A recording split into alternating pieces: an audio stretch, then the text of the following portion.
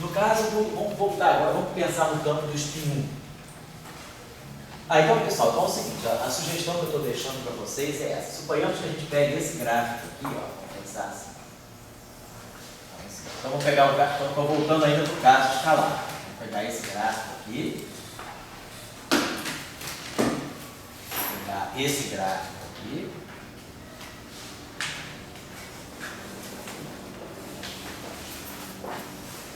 Vamos pegar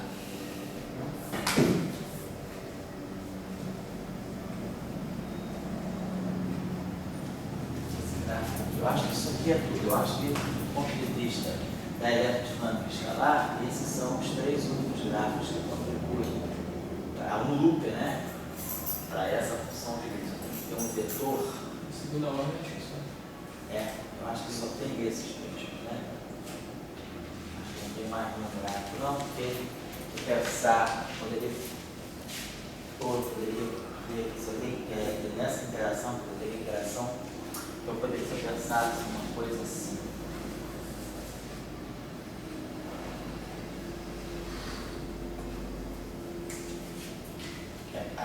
Esse vértice aqui é Φ4.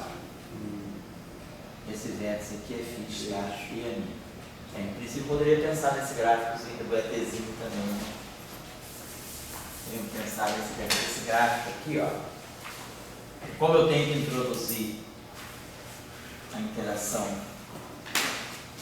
Φ4, então esse gráfico parece um polvinho, né? Esse gráfico poderia também estar contribuindo para essa função de grid. Aqui entra o acoplamento Φ4 e aqui entra o acoplamento eletromagnético. Né? Eu acho que é só isso mesmo. Eu acho que não tem outra possibilidade. Eu acho que são esses 4 gráficos aqui que podem contribuir. Então, a gente pode ver o seguinte. Esse gráfico aqui, ele tem o propagador vetorial, tem o propagador escalar e ele produz momentos, né? Então, esse vértice aqui é um vértice com momento, esse vértice não tem momento, esse vértice é um vértice com momento, esse vértice não tem momento, esse vértice aqui tem momento também. Tá. Esse aqui, todos esses vértices aqui têm momento. Então, o que nós estamos colocando é que, se a gente olhar, não precisa nem calcular em detalhe, todo, até o final, mas se vocês montarem as integrais de Feynman, as integrais no espaço dos momentos, e usarem aquelas expressões que nós vimos aí da regularização dimensional, a gente já vai conseguir ver qual vai ser a estrutura. Quer dizer, porque basicamente isso aqui está corrigindo aquela corrente. A nossa expectativa é que a estrutura da corrente, pela decomposição de Borg, uma vez contraída com o campo vetorial, não deva dar contribuição onde vai aparecer o F mini. Então, ao fazer esses gráficos de Feynman, quem está nessa linha externa aqui é o amigo. Então, aqui nós temos um amigo, aqui nós temos um amigo, de novo, né? Aqui também nós temos um amigo, e aqui nós temos um amigo. Então, esse gráfico de Feynman, vamos pegar um deles, então, só para a gente ter uma ideia. Então, vamos dizer, esse gráfico, vamos dizer que a gente faça o seguinte, pegar. Vocês podem fazer isso para qualquer um, vamos dizer que aqui seja um momento P. Então, tá certo, esse carinha aqui vem para cá, aqui tem um momento K. Certo? Aí aqui vai sair de novo, vai sair um momento P, né? Então, nós vamos ter o seguinte, esse momento aqui é P. Esse momento aqui é K, então esse momento aqui é P menos K, né? P menos K, mais K da P. Aí aqui chega P menos K mais K. Perdão, aqui tem um momento Q. Eu vou sair no momento Q, no momento de foto aqui é Q. Está errado. Então aqui eu tenho P é igual a K mais Q, mais esse momento que vai estar aqui no loop. Então esse momento que vai estar aqui no loop é K mais P, esse momento L aqui, né? Ele vai ser P menos K menos Q. Então, esse momento aqui é P menos K, P menos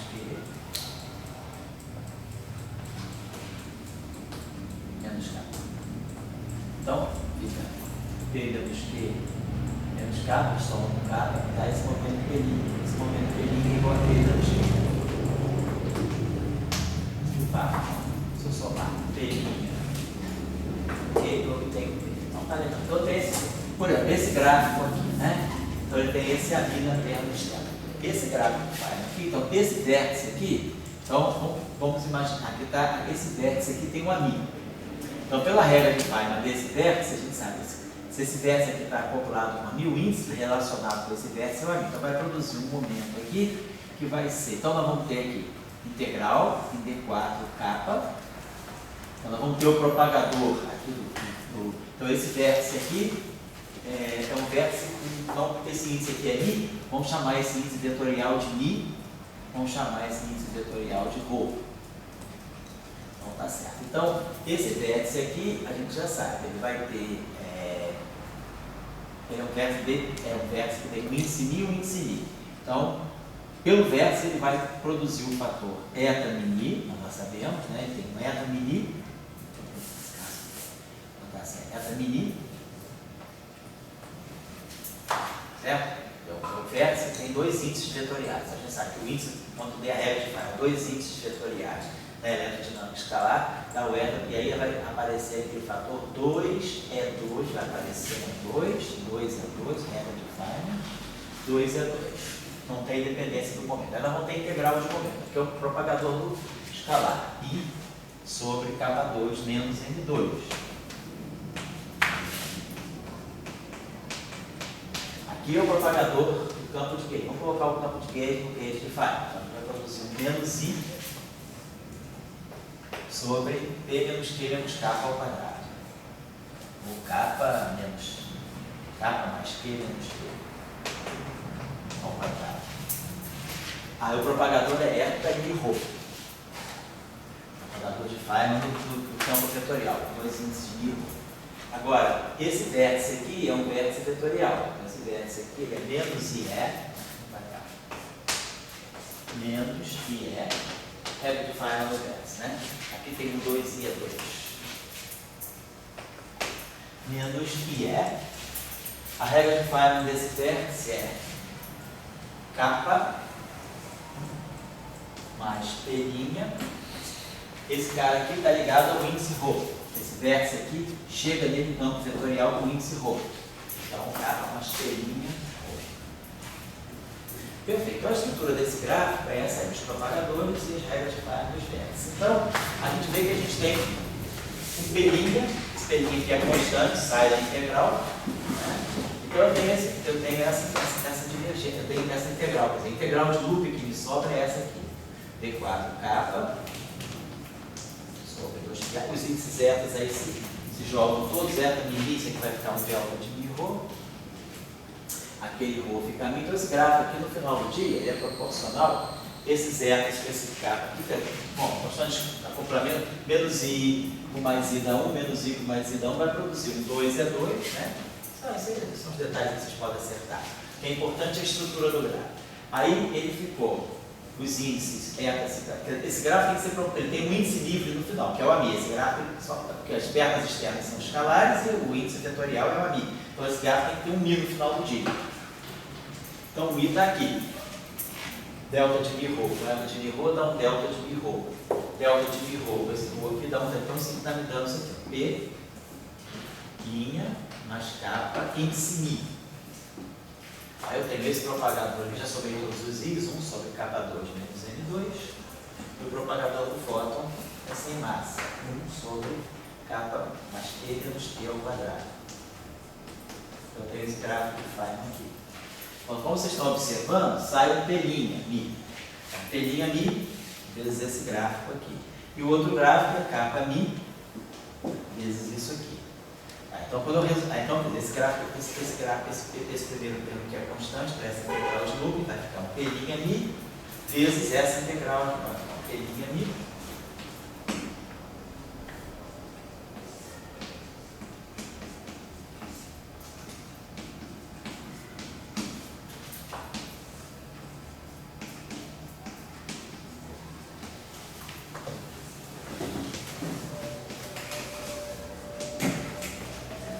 Depois eu tenho ser mais.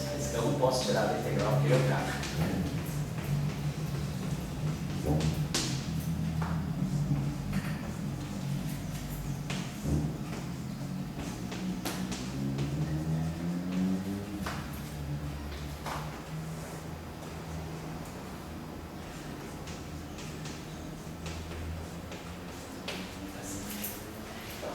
Esse carinha aqui, esse integral aqui, em princípio, a gente sabe resolver, catalogar, regularização dimensional, não tem problema, então sai o momento P', e desse gráfico aqui também, a gente sabe resolver ele, deve sair alguma coisa, no final esse gráfico deve sair proporcional ao Q menos P. Se for resolver essa integral, vocês observam, essa integral, ela é uma integral que tem um índice μ.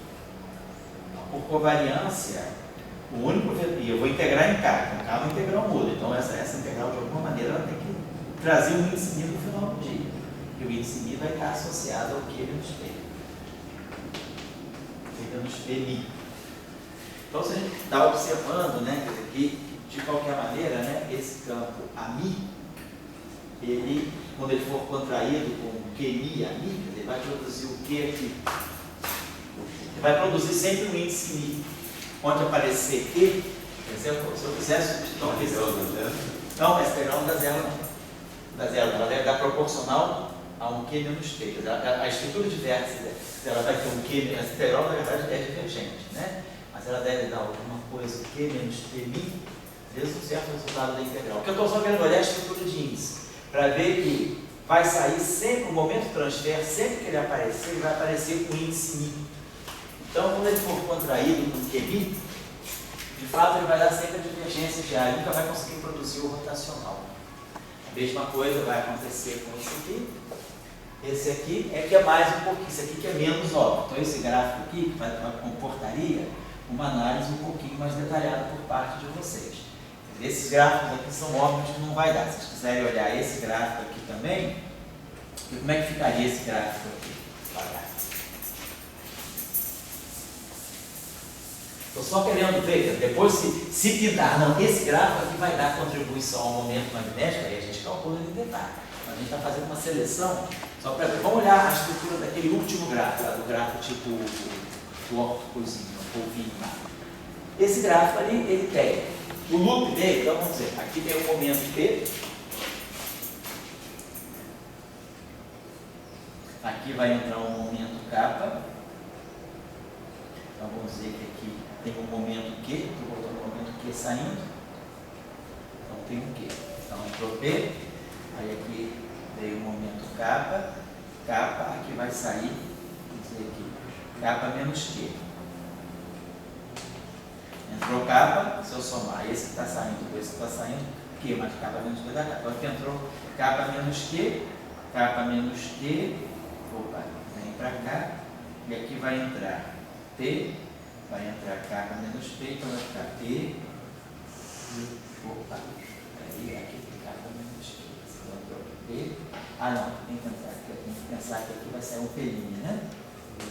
Então eu sei que então, aqui entrou um P, aqui entrou esse K que vai sair aqui, então eu estou chamando esse momento desse loop aqui de K, então aqui entrou um Q, então aqui vem K menos Q, certo? Então quando eu chegar aqui, eu vou estar somando P, entrando aqui, é igual a K, então tudo que está entrando aqui, P mais K menos isso, P, isso mesmo, P mais K menos Q, está entrando.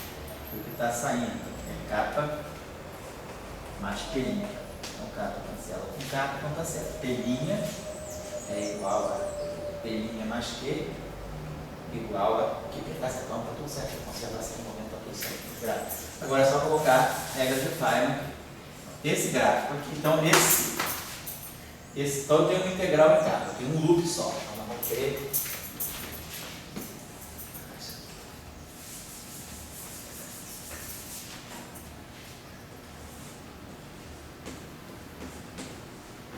o loop aplicado. Então, o propagador, esse vértice aqui é um vértice φ4.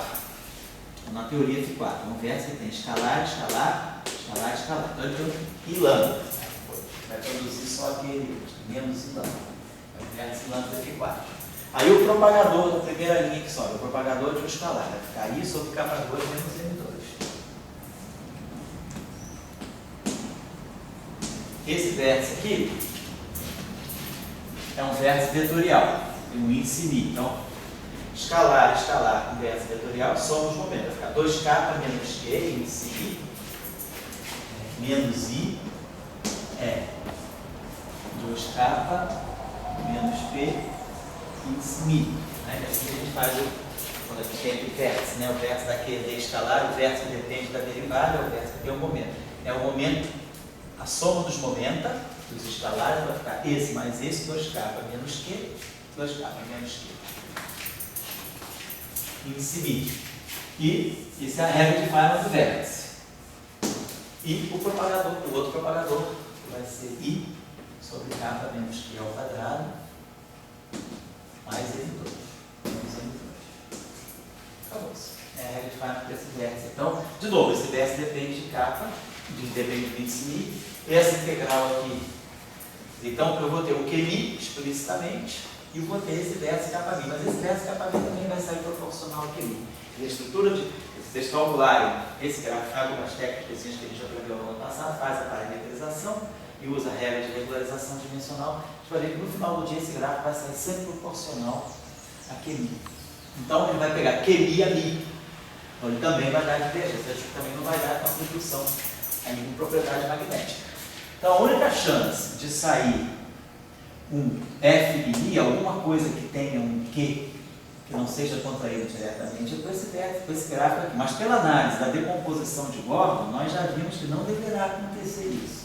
A estrutura da corrente de Gordon parece que não dá, no caso escalar, não dá chance de aparecer um F de I. Mas se vocês montarem as regras de Feynman para esse processo aqui, então, se a gente quiser montar essa, só indicar para vocês, e vocês depois podem só montar. Esse gráfico de Feynman é mais interessante porque ele vai ter 3 propagadores. Não vai ser só 2 propagadores. Vou botar ele aqui, só para a gente montar. Então,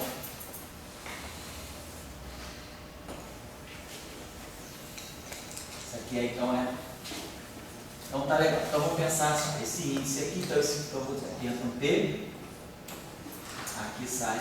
Eu tenho um loop só, vamos chamar esse cara aqui de K. Então aqui entrou P, saiu K, vamos dizer que saiu para cá um P menos K. Tá? Entrou P, esse saiu aqui, com esse saiu aqui, P menos K. Mais K vai dar P. Então tá legal, esse momentinho tá bonitinho aqui. Tá? Esse índice aqui é um índice vetorial. Vamos dizer que esse propagador seja o propagador do ANI para um ANI. Aqui eu tenho, bom, aqui eu já tenho um ANI. Então vamos chamar esse aqui seja um ANI, um A outro. Certo? Esse momento aqui é Q. Então aqui entrou K. Esse K saiu o Q. Vamos dizer que saia mais alguma coisa aqui. Esse cara que vai sair aqui vai ter que ser T menos K. Então, K menos Q. Então, esse momentinho que vai correr aqui nesse propagador é K menos Q. K menos Q mais Q da K. E aí aqui vai entrar P menos K com K menos Q. Então, menos K cancela com esse K, esses dois que estão entrando, vai sair um P menos Q, que é o P'.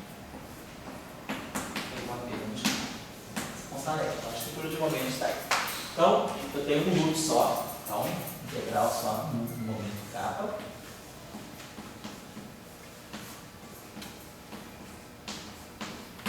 E aí vamos ver. Esse vértice aqui é um vértice da rede escalar. Soma esses dois momentos. K mais P, índice μ.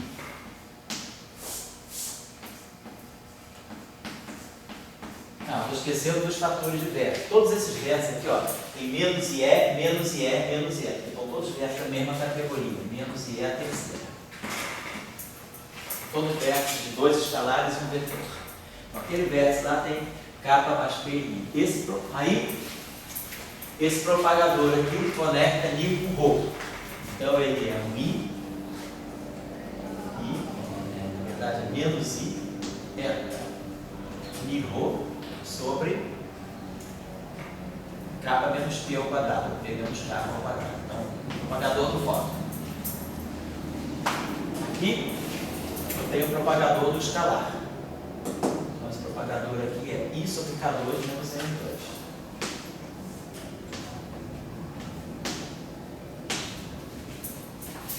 Aí esse vértice aqui, é um vértice daqueles também que soma, vai ficar K mais K menos Q, 2K menos Q e índice μ. Esse vértice tem índice μ. 2K menos Q, índice μ. Está em cima. Tá beleza? Aqui nós já temos o propagador.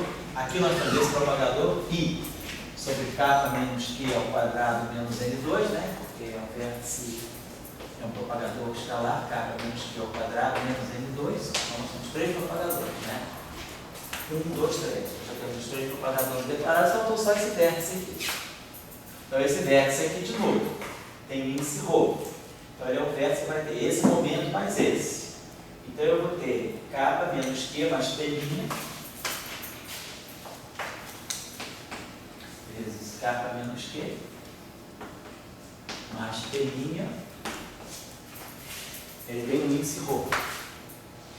Esse índice ρ está em cima, esse índice ρ tem que estar embaixo. Então, de qualquer maneira, esse vértice tem esse μ e aqui tem esse ρ. Então, na verdade, eu vou ter esse produto escalar aqui dentro, eu vou formar então esse termo aqui vai produzir K mais P escalar K menos Q mais P'. Esse vetor aqui, essa métrica conecta esses dois objetos. E sobra o 2K menos Q'.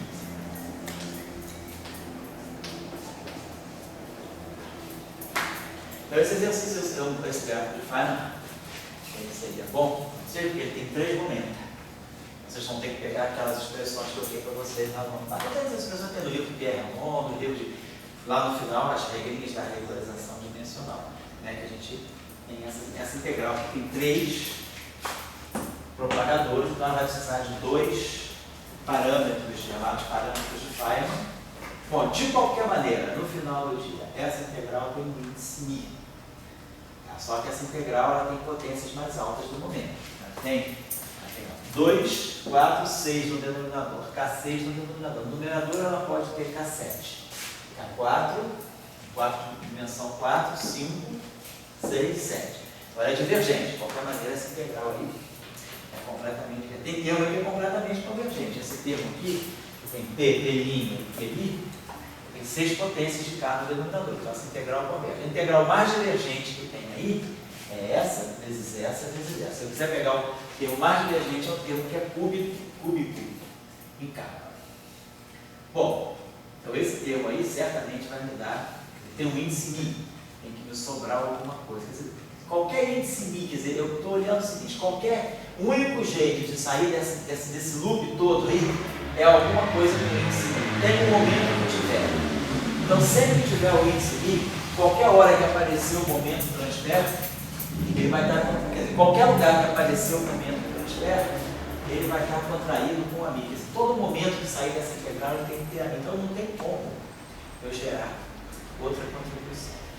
Então eu diria que, de acordo com a nossa corrente, a análise da corrente da decomposição de Gordon, e com a análise já dos gráficos calculados, pelo menos descalculados não, mas encaminhados, né, a um loop, não tem como a gente gerar correção do tipo F' do campo escalar. Então, quer dizer, esse gráfico aí não vai dar. Quer dizer, a partícula que eu estaria dizendo que numa eletrodinâmica escalar, a partícula não tem massa, não tem carga, não tem spin. Ela tem massa, ela tem carga, mas ela não tem spin.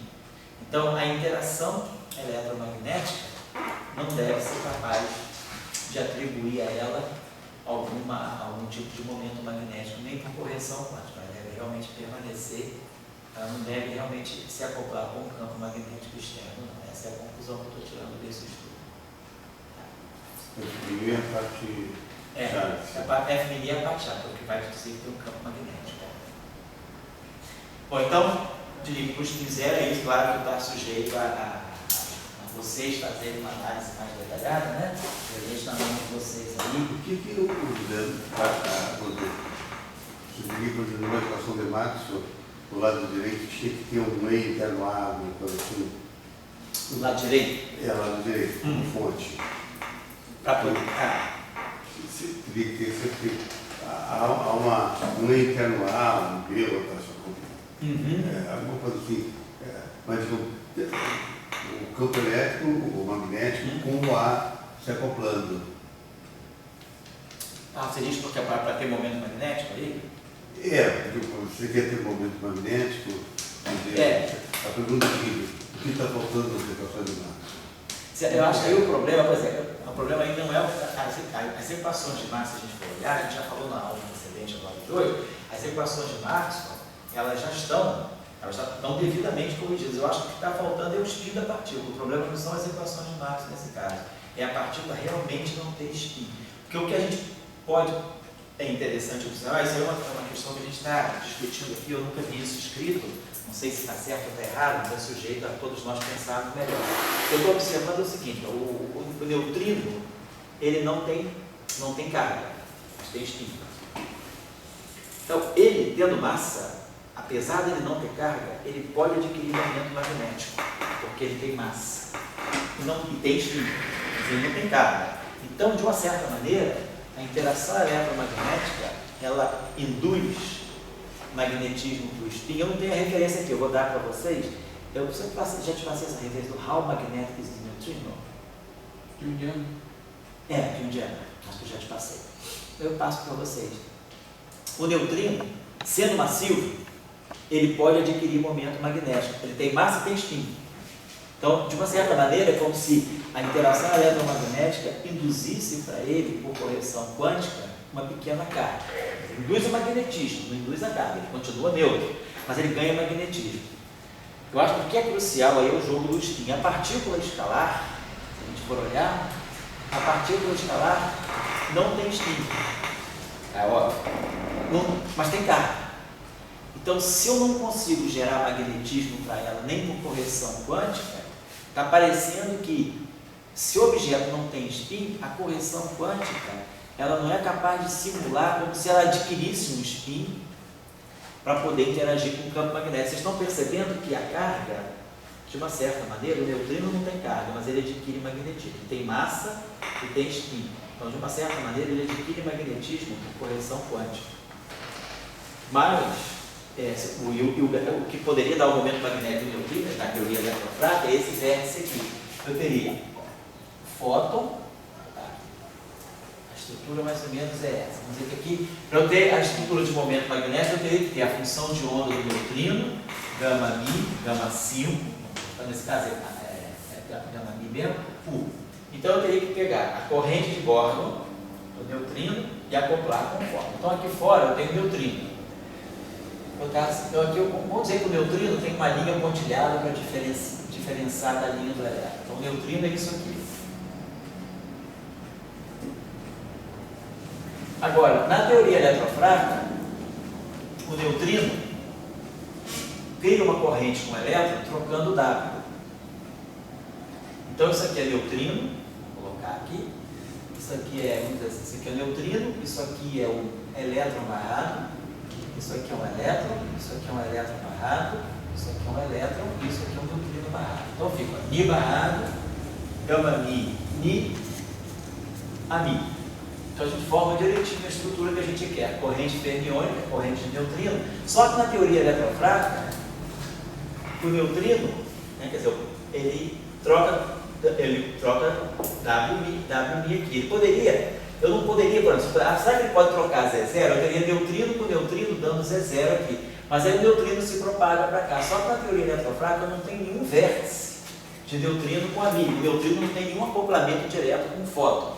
O neutrino só pode se acoplar indiretamente com o fóton por esse tipo de correção quântica. Quer dizer, o neutrino é como se ele visse o fóton de longe, mas ele interage com o fóton. Ele manda um elétron virtual. O elétron virtual se acopla com esse fóton e esse elétron virtual retorna absorvendo esse W que ele emitiu e virou aqui o neutrino de novo. Então, neutrino transita para elétron, emite W.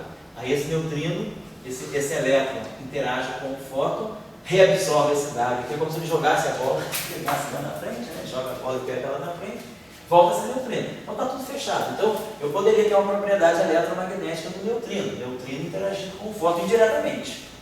Eu não tenho vértice. Eu não poderia colocar neutrino com fóton, eu não tenho. Mas o neutrino, ele vira elétron interage com o fóton, depois esse elétron vira neutrino de novo. Mas não. Esse gráfico ele é sobre por causa da massa do W? Isso, esse gráfico é muito pequeno por causa da massa do W no propagador, exatamente. Por isso que o momento magnético do neutrino é da ordem de 10 a menos 10 do eletromagnetão de bola. Se fosse com Z, se fosse com Z, ele seria tal. Seria mais suprimido.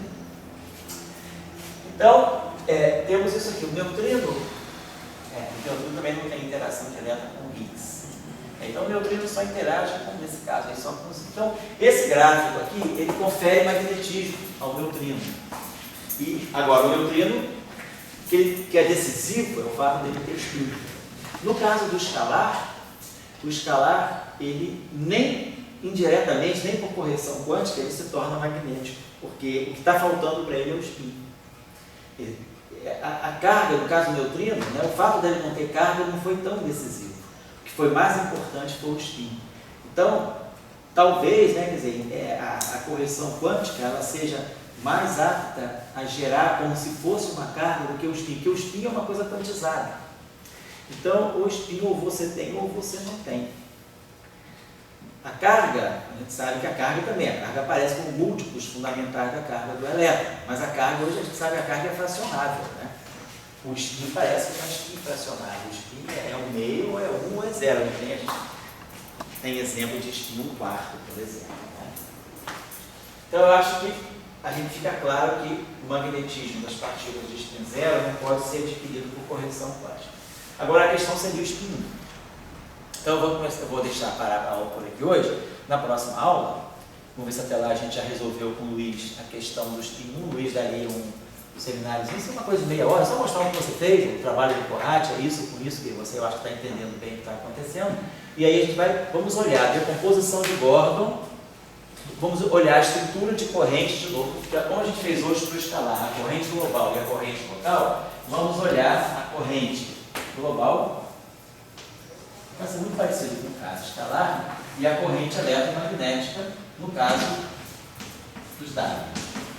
E vamos lembrar também do fato importante, que quando a gente introduz o W, apesar, quer dizer, além das constantes, do acoplamento mínimo, nós vamos ser obrigados a introduzir um acoplamento não mínimo, que é esse acoplamento aqui, que se chama na literatura de acoplamento de dipolo, porque ele vai introduzir um dado de estar dado quer dizer, faz essa interação entre o campo eletromagnético e dois objetos com cargas opostas. Isso aqui tem uma fase, a fase oposta a isso. Essa interação aqui é a chamada interação tipo dipolo.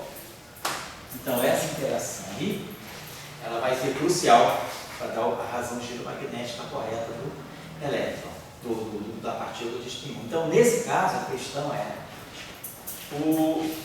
como é que seria se a gente, pela corrente de Gordon, desse objeto, quer dizer, levando em conta a interação, se a gente seria capaz de ver que o campo vetorial, diferentemente do escalar, ele consegue adquirir magnetismo. No caso da decomposição de Gordon, da corrente do W, deve de alguma forma aparecer o rotacional lá. Então vamos tirar isso limpo na próxima aula, tá bom? Deixar isso aqui. Eu vou dar uma referência para vocês, se vocês já puderem pegar essa referência, para a gente também discutir, não sei se vai discutir já na próxima aula, mas numa aula consecutiva aí, que é esse trabalho aqui do Wiltshire, que é sobre a questão dos potenciais. Vamos depois entrar nessa discussão dos potenciais produzidos pelas trocas, né, de bósons. Então, nós temos esse trabalho aqui, que é vou botar aqui, macroscópio de forças.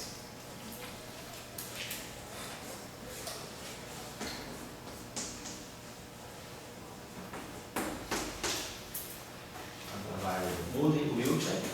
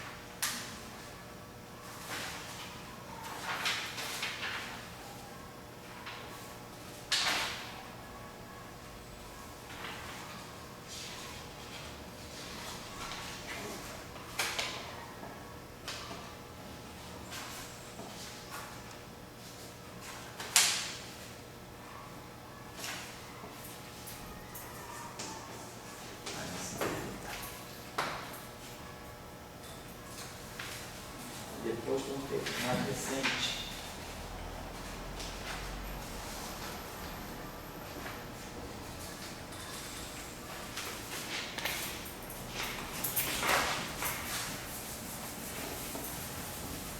Esse trabalho é bem interessante. Esse trabalho aqui é Spin,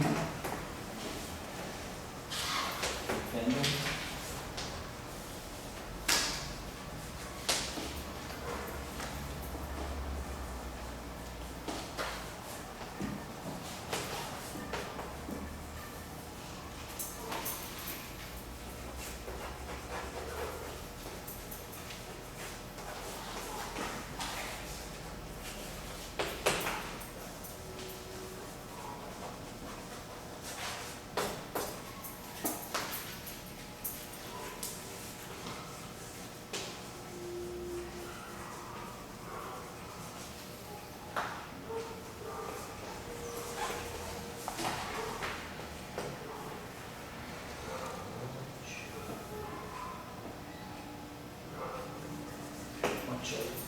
esse é onde ele é.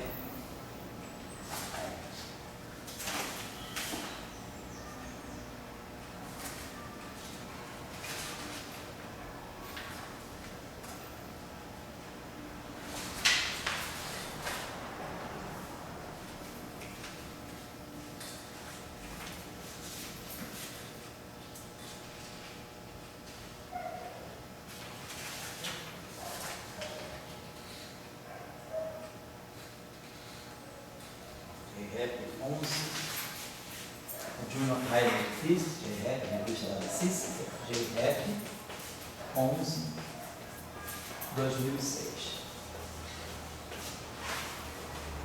página 005. Tá?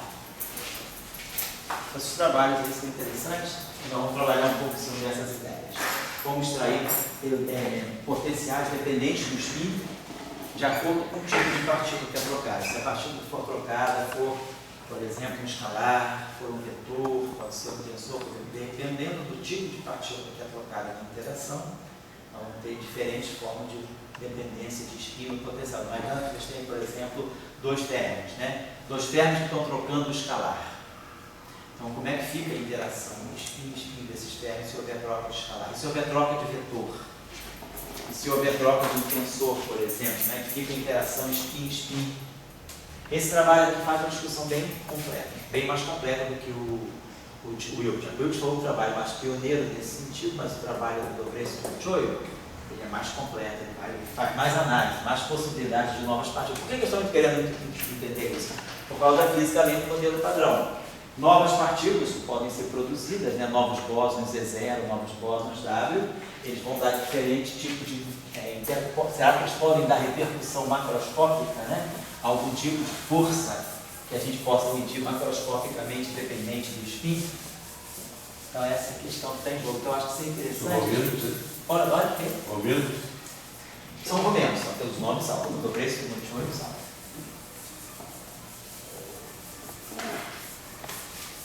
Na Romênia, que queria fechar a academia, né? Eu tenho um baixo assinado, não foi? Foi na Bulgária. Bulgária. Foi na Bulgária, mas faz isso mesmo, faz bem, acho que uns 6, 8 anos. Sim. Foi isso mesmo.